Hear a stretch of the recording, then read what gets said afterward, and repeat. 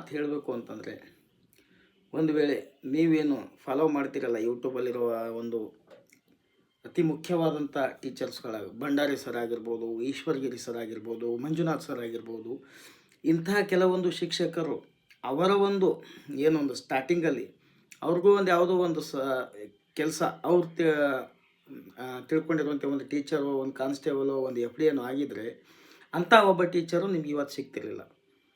ಅಂಥ ಒಬ್ಬ ಟೀಚರ್ ನಿಮ್ಗೆ ಇವತ್ತು ಪಾಠ ಮಾಡೋಕ್ಕೆ ಸಾಧ್ಯ ಆಗ್ತಾ ಇರಲಿಲ್ಲ. ಸೊ ಹಾಗಾಗಿ ಏನಾಗಿದೆ ಅದು ಒಳ್ಳೆಯದಾಗಿದೆ ಅಂತ ಭಾವಿಸ್ಬೇಕು. ಹಾಗಾಗಿ ನಿಮಗೂ ಒಂದು ಒಳ್ಳೇದು ಕಾದಿರುತ್ತೆ ಮುಂದೆ. ಆಗಲಿ ಆಗದೇ ಇರಲಿ, ಎಸ್ ಎಸ್ ಸಿ ಆಗ್ತಾಯಿದೆ, ಆಮೇಲೆ ಬ್ಯಾಂಕಿಂಗ್ ಆಗ್ತಾಯಿದೆ, ಪ್ರತಿ ವರ್ಷ ಕಾಲ ಆಗುತ್ತದು. ಮಾಡಿ ಪ್ರಯತ್ನ ಮಾಡಿ. ನಾವು ಹೋಗ್ತಾ ಇರೋ ದಾರಿ ಕಷ್ಟ ಇದೆ, ನಮಗೆ ಅಲ್ಲಿ ಗುರಿ ಸಿಗಲ್ಲ ಅಂತ ನಿಮ್ಗೆ ಅನಿಸಿದರೆ ದಾರಿ ಬದಲಾಯಿಸ್ಬೇಕು ರೀ. ಅದೇ ದಾರಿಯಲ್ಲಿ ಹೋಗೋದು ಮುಟ್ಟಾಳ್ತನ ಆಗುತ್ತೆ.